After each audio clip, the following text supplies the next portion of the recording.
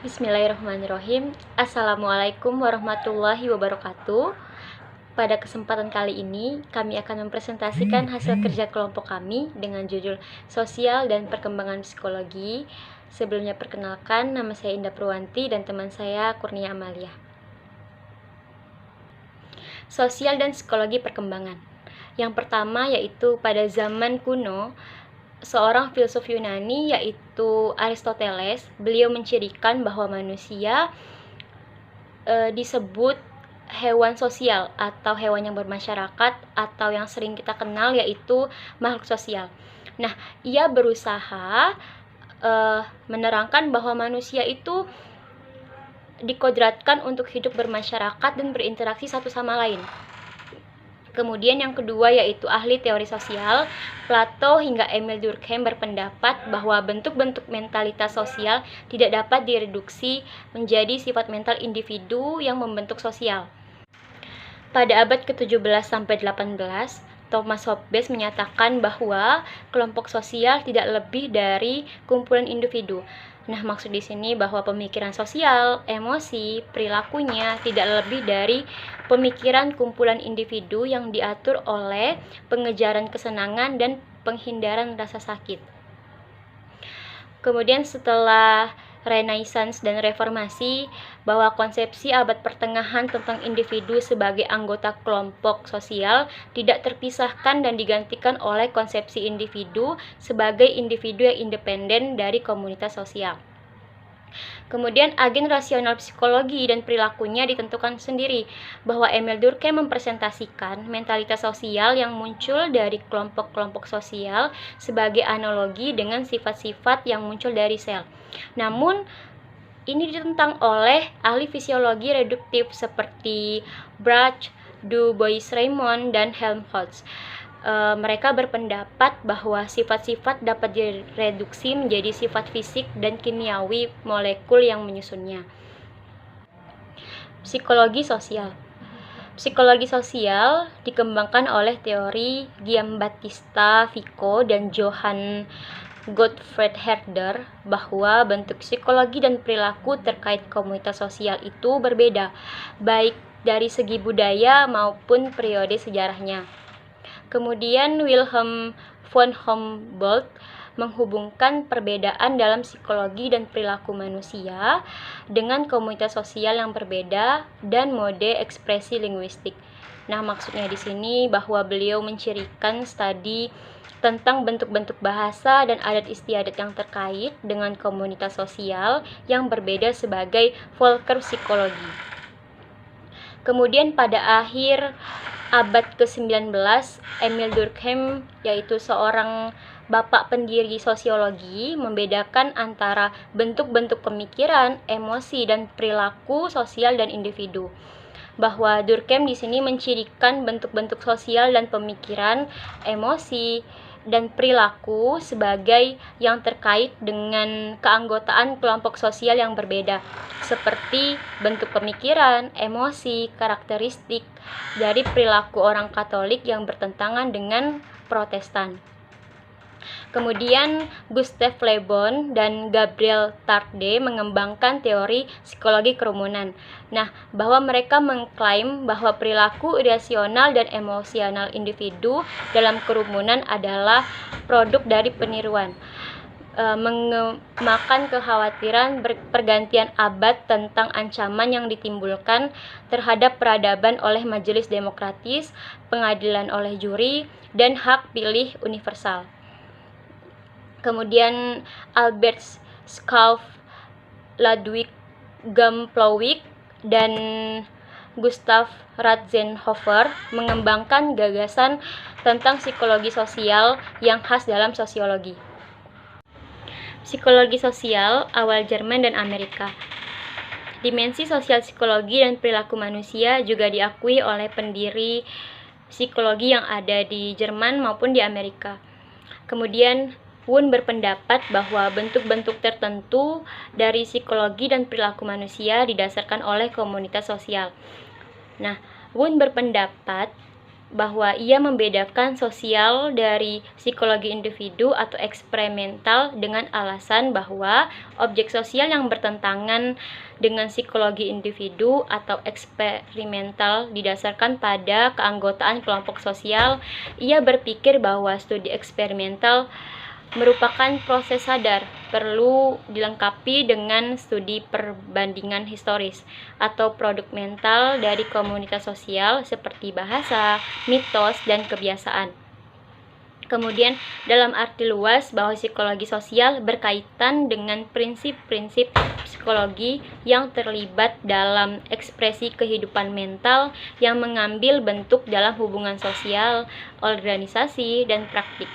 Kemudian Edward Ross dan William McDougall berpendapat bahwa pentingnya lingkungan sosial dalam penentuan psikologi dan perilaku manusia, karena meningkatnya pengakuan bahwa pemikiran manusia dewasa adalah produk dari pengaruh cekatan yang diberikan oleh lingkungan sosial, dan faktanya bahwa pikiran manusia yang benar-benar individual, yang dengannya hanya orang tua yang introspektif dan psikologi deskriptif memperhatikan dirinya sendiri, adalah abstraksi semata dan tidak memiliki keberadaan yang nyata. Buku teks Amerika pertama dalam psikologi sosial adalah Psikologi Sosial oleh Edward A. Ross, Sosiologi dan Psikologi Sosial oleh Wilhelm McDougall dari Psikologi. Dalam psikologi sosial, Ross berpendapat bahwa perilaku manusia dapat diidentifikasi dan diatasi atau dieksploitasi oleh psikologi sosial ilmiah. McDougall sering direpresentasikan sebagai yang mengajukan posisi biologis individualistik dalam pengantar psikologi sosial yang berfokus pada naluri manusia. Kemudian pada dekade awal abad ke-20, psikologi sosial Amerika yang bekerja di Departemen Psikologi dan Sosiologi memahami bahwa psikologi sosial sebagai studi tentang aspek-aspek psikologi dan perilaku manusia yang berorientasi pada psikologi dan perilaku yang diwakili anggota kelompok sosial. Konsepsi yang dimiliki oleh psikologi Eropa dan sosiologi seperti Durkheim, Weber, dan Simmel. Konsepsi ini secara bertahap ditinggalkan oleh psikologi sosial Amerika ketika abad ke-20 berkembang. Ketika Floyd Allport, bahwa kadang-kadang dicirikan sebagai pendiri psikologi sosial eksperimental. Menurut Floyd Allport, bahwa psikologi sosial adalah ilmu yang mempelajari perilaku individu sejauh perilakunya merangsang individu lain, atau itu sendiri merupakan reaksi terhadap perilaku mereka, dan yang menggambarkan kesadaran individu sejauh itu merupakan kesadaran objek sosial dan reaksi sosial. Nah, maksud contoh perilaku tersebut adalah reaksi terhadap bahasa, gerak tubuh, dan gerakan lain dari sesama manusia. Berbeda dengan reaksi kita terhadap objek non-sosial, seperti tumbuhan, mineral, alat, dan cuaca buruk. Kemudian adanya studi dari Norman Triplett, bahwa tentang backmaking dan kompetisi di antara pengendara sepeda dan anak-anak yang bermain game, kemudian diperlakukan sebagai eksperimen pertama dalam psikologi sosial. Bahwa metode eksperimental dilihat sebagai memberikan harapan dan janji terbaik dari psikologi sosial yang benar-benar ilmiah, dan dari eksperimen Triplett hingga munculnya studi Allport, bahwa semakin jelas nih psikologi sosial dapat berkembang dengan metode eksperimental. Bentuk psikologi sosial individual dan eksperimental ini lebih didasarkan oleh psikologi kerumunan yang dibawa oleh Le Bon, Tartt, dan Moët. Di sini mereka berpendapat bahwa perilaku sosial individu dalam kerumunan kontras dengan perilaku individu yang secara fisik terisolasi satu sama lain. Jadi, Le Bon mempertahankan individu-individu itu di dalam kerumunan. Kemudian adanya konsepsi kelompok sosial sebagai kerumunan yang membentuk psikologi sosial eksperimental yang dianut oleh Allport dan generasi berikutnya dari psikologi sosial. Allport memperlakukan kelompok sosial eksperimental sebagai kerumunan kecil, sebagai kumpulan individu yang berkumpul untuk beberapa tugas eksperimental.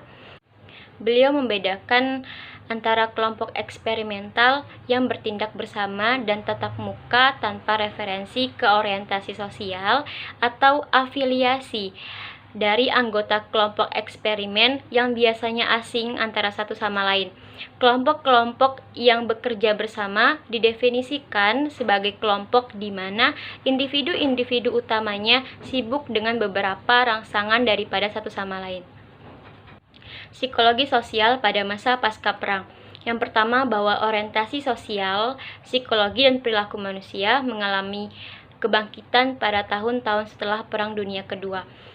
Melalui karya Solomon Asch dan Muzaffer Sherif merupakan produk dari hubungan interdisipliner yang dibangun antara psikologi dan sosiologi, psikiater dan antropologi selama perang. Interdisipliner di sini merupakan pembahasan dalam pemecahan masalah dengan menggunakan pembahasan berbagai sudut pandang, pengetahuan yang sesuai dan tepat. Psikologi sosial bekerja dengan rekan ilmu sosial mereka di Divisi Informasi dan Pendidikan Angkatan Darat, kemudian Kantor Layanan Strategis, dan Dewan Riset Nasional menghasilkan optimisme yang cukup besar tentang kemungkinan mengembangkan psikologi sosial sebagai ilmu interdisipliner sejati. Kemudian pekerjaan masa perang tentang komunikasi dan perubahan sikap dilakukan melalui program komunikasi, dan Kurt Lewin memulai program eksperimental kreatif yang berfokus pada proses kelompok dan penelitian tindakan yang relevan secara sosial. Maksudnya di sini bahwa Kurt Lewin menyiapkan program doktoral pertama dalam psikologi kelompok di MIT pada tahun 1946. Kemudian Leon Festinger mengembangkan teori pengaruh disonansi kognitif. Nah, disonansi kognitif di sini merupakan psikologi sosial berusaha untuk memahami dan menjelaskan bagaimana pemikiran, perasaan, dan perilaku individu dipengaruhi oleh kehadiran aktual, imajinasi, atau tersirat dari manusia lain. Kemudian pada dekade pasca perang adanya program penelitian yang dominan, orientasi individualistik dan kognitif, seperti yang dikembangkan dari teori konsistensi kognitif, teori pertukaran, teori atribusi, interpersonal daya tarik, dan persepsi orang. Kemudian meskipun penelitian sebelum perang telah menggunakan berbagai metodologi, penelitian pasca perang didominasi oleh eksperimen yang kemudian dianggap sebagai cara satu-satunya yang dapat diandalkan untuk mengevaluasi penjelasan kausal dalam psikologi sosial. Robert Woodward eksperimental psikologi memberikan gagasan bahwa eksperimen adalah yang terbaik. Pada tahun-tahun awal pasca perang, psikologi sosial menerima bahwa orientasi kelompok sosial dapat dieksplorasi secara eksperimental, karena mereka membiarkan orientasi kelompok sosial dapat diperlakukan sebagai variabel independen. Kemudian penggunaan definisi eksperimen ini meningkat secara dramatis dari tahun 1930-an hingga 1970-an. Krisis dalam psikologi sosial.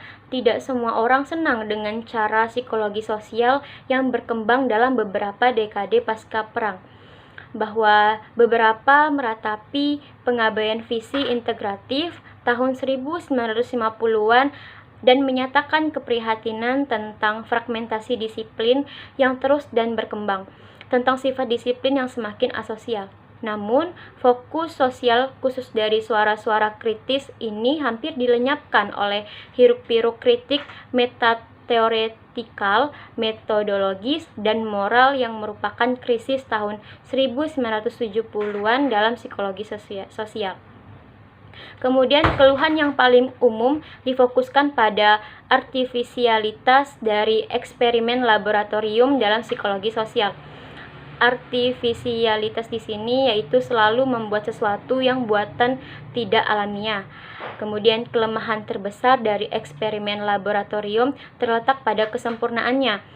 Proses sosial yang diamati terjadi dalam pengaturan laboratorium mungkin tidak selalu terjadi dalam pengaturan yang lebih alami. Kemudian kognisi sosial, krisis secara efektif diselesaikan dengan adopsi paradigma kognitif sosial pada akhir 1970-an dan 1980-an, didorong oleh keberhasilan dramatis revolusi kognitif dalam psikologi. Kognisi sosial dipahami dan didefinisikan dalam istilah keadaan kognitif dan proses yang diarahkan ke orang lain dan kelompok sosial. Studi tentang kognisi sosial menyangkut sebagaimana orang memahami orang lain dan diri mereka sendiri. Namun dalam beberapa dekade terakhir tampaknya telah terjadi kebangkitan minat dalam orientasi sosial dan budaya, psikologi dan perilaku manusia. Krisis dalam psikologi sosial, tidak semua orang senang dengan cara psikologi sosial yang berkembang dalam beberapa dekade pasca perang. Bahwa beberapa meratapi pengabaian visi integratif tahun 1950-an dan menyatakan keprihatinan tentang fragmentasi disiplin yang terus dan berkembang, tentang sifat disiplin yang semakin asosial. Namun, fokus sosial khusus dari suara-suara kritis ini hampir dilenyapkan oleh hiruk-pikuk kritik metateoretikal, metodologis, dan moral yang merupakan krisis tahun 1970-an dalam psikologi sosial. Kemudian keluhan yang paling umum difokuskan pada artifisialitas dari eksperimen laboratorium dalam psikologi sosial. Artifisialitas di sini yaitu selalu membuat sesuatu yang buatan tidak alamiah. Kemudian kelemahan terbesar dari eksperimen laboratorium terletak pada kesempurnaannya. Proses sosial yang diamati terjadi dalam pengaturan laboratorium mungkin tidak selalu terjadi dalam pengaturan yang lebih alami. Kemudian kognisi sosial, krisis secara efektif diselesaikan dengan adopsi paradigma kognitif sosial pada akhir 1970-an dan 1980-an, didorong oleh keberhasilan dramatis revolusi kognitif dalam psikologi. Kognisi sosial dipahami dan didefinisikan dalam istilah keadaan kognitif dan proses yang diarahkan ke orang lain dan kelompok sosial. Studi tentang kognisi sosial menyangkut sebagaimana orang memahami orang lain dan diri mereka sendiri. Namun dalam beberapa dekade terakhir tampaknya telah terjadi kebangkitan minat dalam orientasi sosial dan budaya, psikologi dan perilaku manusia. Psikologi perkembangan. Ahli teori kuno pada zaman abad pertengahan menganggap anak kecil itu sebagai orang dewasa yang muda, karena pada saat itu kognitif, moral, sama motivasi mereka sepenuhnya dikembangkan pada usia 5 tahun. Pada tahun 1785, Joachim Heinz Campis, seorang reformis pendidikan Jerman, dia meminta para orang tua untuk mencatat perkembangan bayi. Para orang tua itu menerima saran Campis, dan kemudian ini dikenal sebagai catatan harian bayi. Tetapi ini dianggap amatir dan tidak ilmiah, walaupun Campis yang pertama kali mendapatkan gelar PhD dari Universitas of California di Berkeley pada tahun 1898. Adolf Kussmaul mengadopsi pendekatan yang lebih eksperimental dalam Investigations of the Mental Life of Newborn Children, diadakan untuk menandai awal pendekatan ilmiah terhadap studi tentang perkembangan anak. Catatan Haeckel tentang rekapitulasi perkembangan, di mana ini perkembangan jasmani individu merupakan pengulangan dari pertumbuhan. Hal mempelopori penggunaan kuesioner dalam studinya tentang perkembangan anak dan dengan cepat menjalani hubungan dengan para pendidik. Kemudian ia mendirikan Pedagogical Seminary pada tahun 1891 dan diberi judul The Journal of Genetic Psychology. James McBaldwin adalah pionir lain dari psikologi perkembangan yang menekankan dimensi sosial perkembangan dan penjelasannya tentang perkembangan anak dalam hal asimilasi dan akomodasi, di mana perkembangannya itu berdasarkan gimana dia berbaur dan menyelesaikan masalah. Arnold Gesell bekerja di klinik Yale untuk perkembangan anak dari 1911 hingga 1961. Dia membangun kecerdasan perkembangan, ukuran perkembangan anak yang dimodelkan pada kecerdasan Terman dan berdasarkan studi akhir tentang motorik, linguistik, adaptif, dan perilaku sosial pribadi. Gesell mengembangkan gagasan tahap pematangan yang dikenalkan oleh ahli teori sebelumnya seperti Hall dan menyatakan bahwa pembelajaran memainkan peran yang relatif kecil dalam perkembangan anak. John B. Watson memperjuangkan pandangan sebaliknya, bahwa belajar adalah penentu utama perkembangan anak. Meskipun beberapa eksperimen yang dia lakukan pada pembelajaran terkondisi pada anak-anak. Jadi gimana dia berkembang itu tergantung dari informasi yang dia peroleh dari belajar. Menurut Piaget, anak-anak mencapai penguasaan struktur kognitif melalui 4 tahap. Yang pertama, saat melewati sensor motorik dari mulai lahir sampai umur 2 tahun. Yang kedua, praoperasional dari umur 2 tahun sampai 7 tahun. Yang ketiga, operasional konkret dari 7 sampai 11 tahun. Dan terakhir, operasional formal dari umur 11 tahun hingga 15 tahun. Dan salah satu ciri dari teori Piaget, dia mempertahankan bahwa kognitif selanjutnya terputus dengan tahap sebelumnya.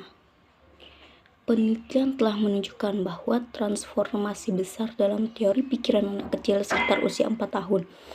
Ketika anak-anak beralih dari teori pikiran salinan dasar ke teori pikiran yang sepenuhnya representasional, yang memungkinkan mereka untuk mengakui peran menjelas keyakinan salah. Baik, sekian dari kami. Kurang lebihnya kami mohon maaf sebesar-besarnya. Wassalamualaikum warahmatullahi wabarakatuh.